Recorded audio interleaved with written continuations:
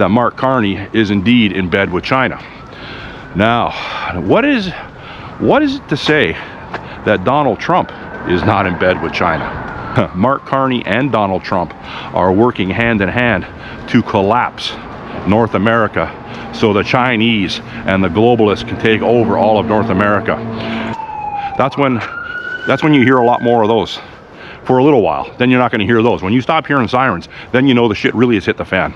Well, we're about what, 25 days into the Iran-US Israeli war.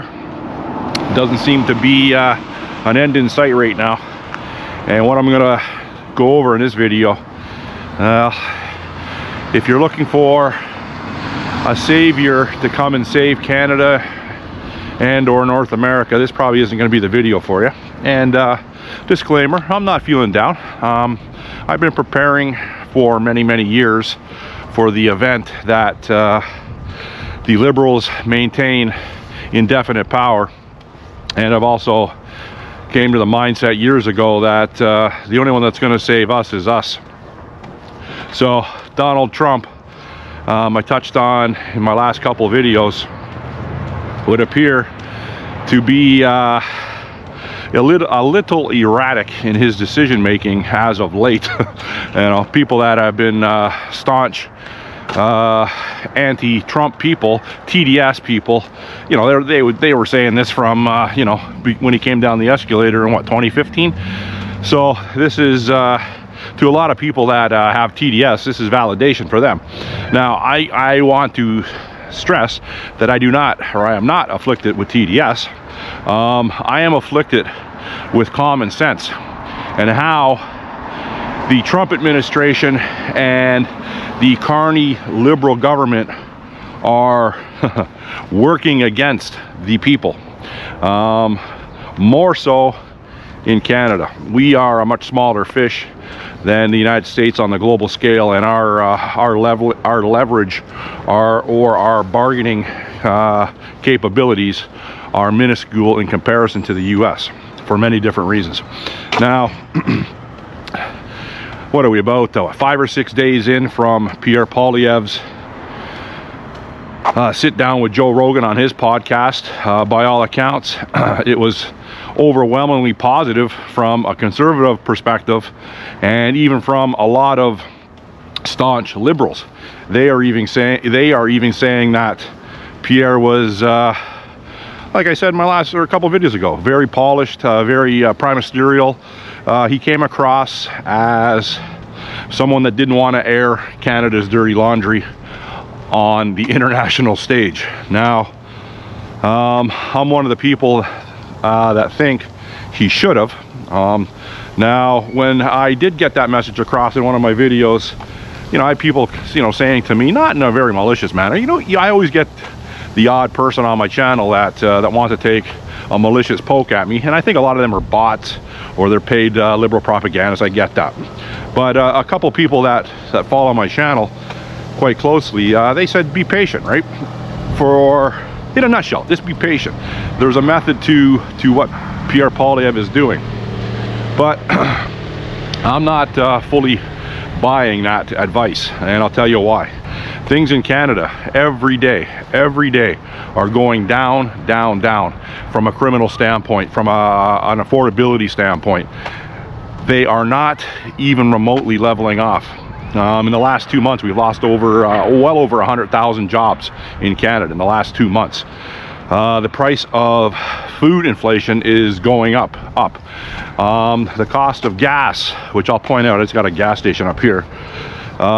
You know, obviously the cost per liter of regular gasoline and diesel is going up. Now they are blaming that on the Strait of Hormuz not being fully opened to tanker travel, and you know, that's something that could have been, I'm sure that the United States administration knew in advance with them bombing Iran was going to happen.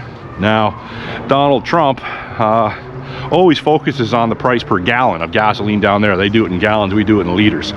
And he always mentions that. Not that that guy's ever had to worry about the price of a gallon of gas in his life.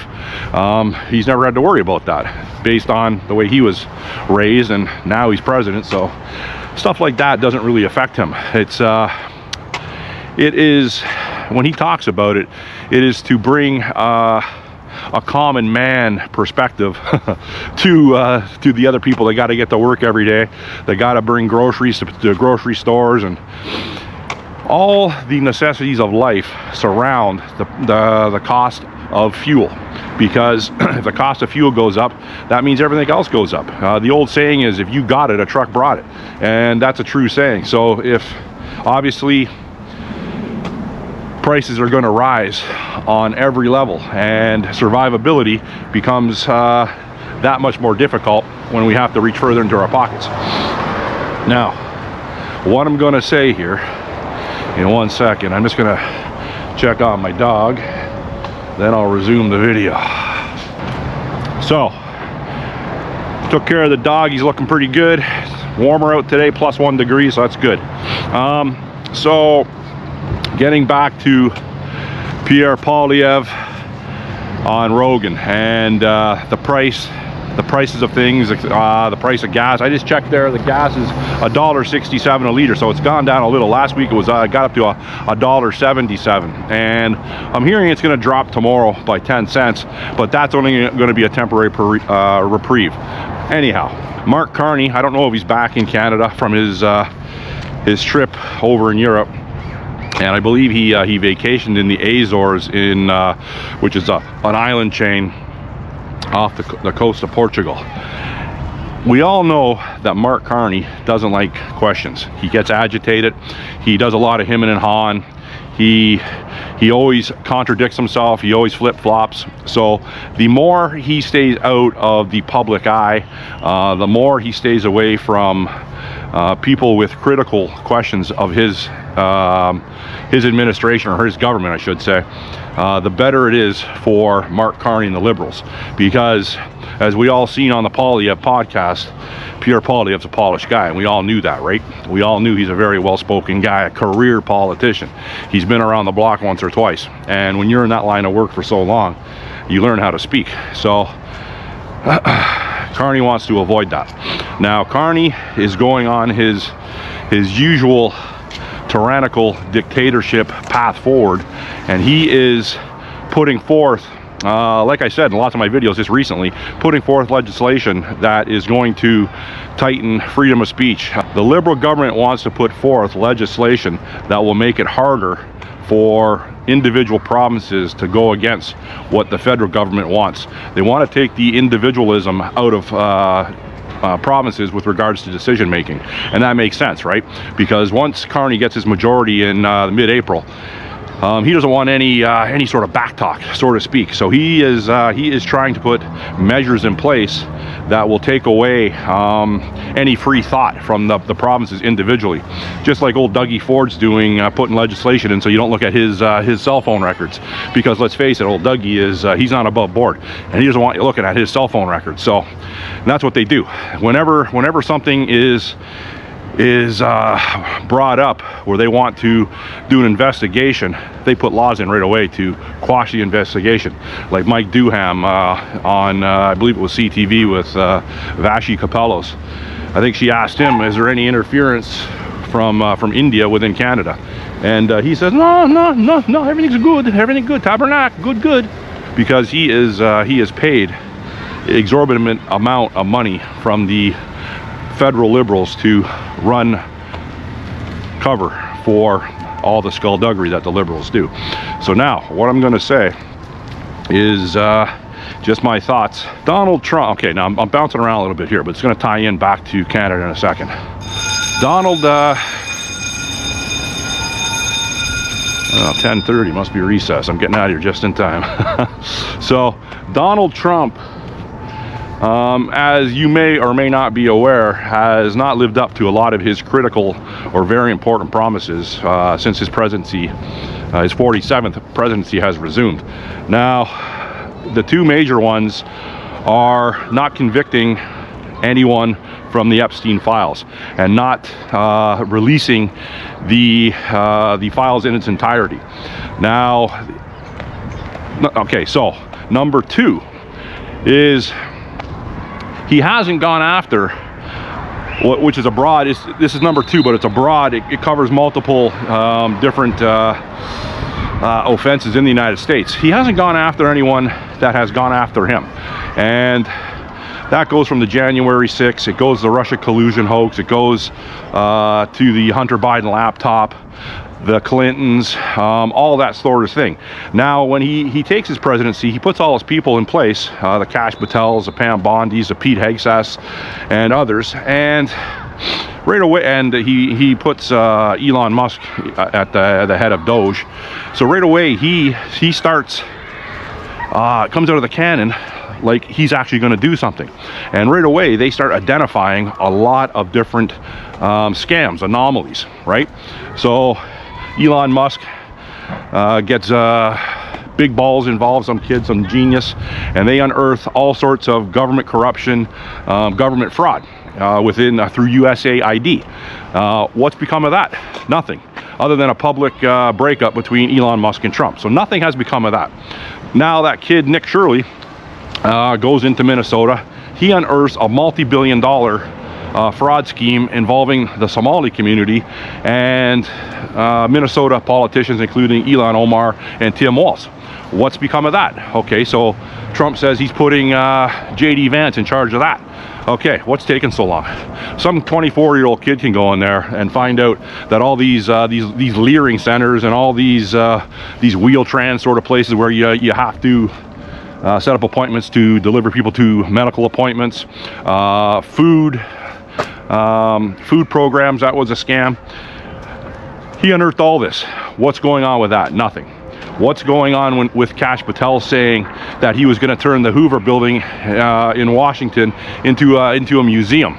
Nothing's happened with that.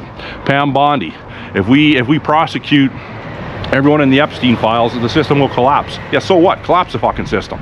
Okay, now I'm repeating things that we all know, or maybe you just haven't wrapped your head around what's going on yet, and I'm going to try to help you unwrap your head. So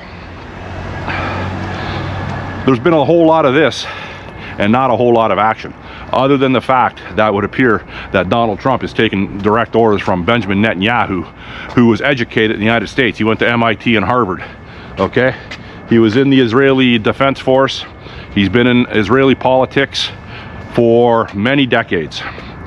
Now, you may or may not believe that to a high percentage that Israel is indeed controlling the United States. And I said that in my last video. A lot of people want to stay the course. They want to stay the course that Donald Trump is going to be the great savior of the world. And I would like to believe that too. I stand for what Donald Trump projected. I stand for what Donald Trump projected with regards to, sustainable immigration, bringing the cost of groceries down, bringing the cost of mortgages down, bringing the cost of rents down, gas, all them good things, making people prosperous, bringing industry. Okay, so now he campaigned on that, and to a high degree, he is bringing industry back to his country. Now, where does that leave Canada? Well, I've said this many times. I've said that Trump and Carney have been working together. You cannot accidentally fuck up this country the way it's been fucked up. This is all orchestrated. This is all planned out. Now, what I'm going to say now is just give it some thought. Don't get crazy about it. China is instrumental in the World Economic Forum. They provide political insight, political sway. They provide billions of dollars to the World Economic Forum, either directly or indirectly. So I looked into what is China's involvement within Israel. Now, they have major projects within Israel as well.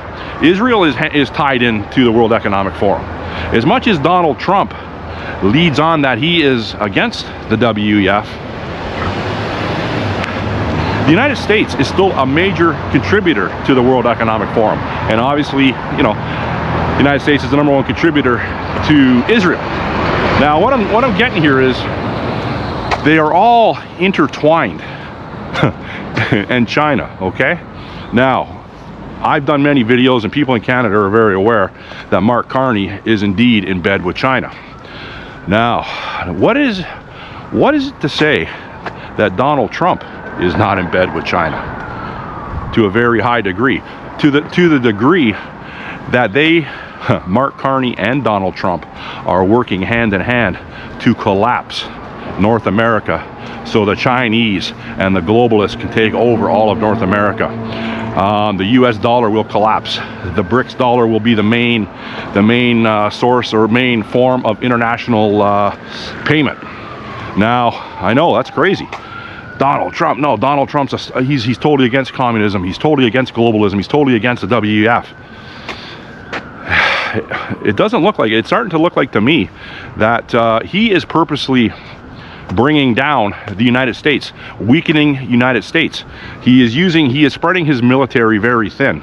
He's using a lot of the missiles in Iran. He's talking about a ground invasion of areas of Iran that are almost, by all accounts, impossible to successfully invade. So he threatened a couple days ago to bomb power stations, which by the Geneva Convention you can't do that. So he backed off that. So he's making idle threats. Now it would appear that the Iranians are dug in. They're not going anywhere. The price of oil is going to go up. People are saying 200 up to 500 a barrel, which will make the cost of gas astronomical, which will cripple us. It will cripple North America. If North America is crippled from a food perspective, from a power perspective, that's when you hear a lot more of those for a little while. Then you're not going to hear those. When you stop hearing sirens, then you know the shit really has hit the fan. I know it's pretty crazy me saying that Donald Trump, well, maybe I haven't fully said it yet, but Donald Trump, Mark Carney, the World Economic Forum, and the communist Chinese, of course the Israelis are involved with that Satanist Benjamin Netanyahu, that massive POS. Can't stand that guy. He's evil personified. What is it to say that Donald Trump was just a Trojan horse, a smokescreen that was put up to make it look like people like me had hope, people like you had hope? What if that was the case? What if that was the case where Donald Trump got in on, changing the world or making America great again? He got in under that guise, but he had no intention of doing that. Maybe is it possible maybe Donald Trump is a globalist piece of shit that wants to usher in communism and change the whole landscape of the world? There are things that governments from around the world know that people like me, dummies like me, and dummies like you are never gonna know. And I don't mean to call you dummies. I'm just saying that we're not privy to the information they're privy to. Maybe they know something very drastic within this world is going to happen, and they're just going for broke. They just don't care. They're just trying to survive like the rest of us, trying to line their pockets, trying to insulate themselves with as many layers of security as they can. Bunkers, food stocks, water stocks. I don't know. Things, and I don't know. I'm just wandering around today, and my thoughts are coming to my head, but I have given this a little thought over, a long time. And, there's going to be staunch MAGA people, and I already know that there is, that are going to say, no, that's impossible. Donald Trump wants the best for his country, and that's what he's doing. Well, I don't think bombing Iran and putting U.S. service members in harm's way and skyrocketing the price of fuel and allowing Israel to get bombarded with Iranian missiles and 13 other countries, I don't think that's the best for the U.S. Now, people are going to say, well, like I said earlier, be patient. There's a method why he's doing all this. You watch those two older ladies from Promethean Updates, and they always surround the British Empire and how Donald Trump is taking down the British Empire, which is led by Mark Carney. Mark Carney is the unofficial World Economic Forum globalist president, and he's going around to try to dismantle Trump. I think they're in it together.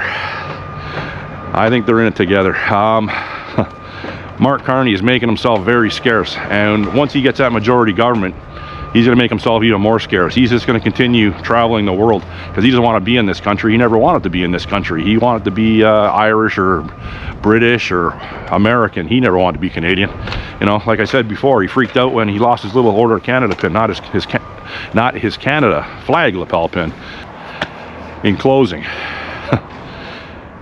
just be prepared, because I think the rug is going to be pulled from underneath us. And you know, with Poilievre's Joe Rogan podcast, that's going to go to the wayside within another week. Sure, yeah, he looked great. Okay, awesome. Now he's going to go back to question period. He's going to rip whenever Carney's in question period, he's going to rip him a new one. I get that, but it's going to fade into obscurity soon. His time on the Joe Rogan podcast.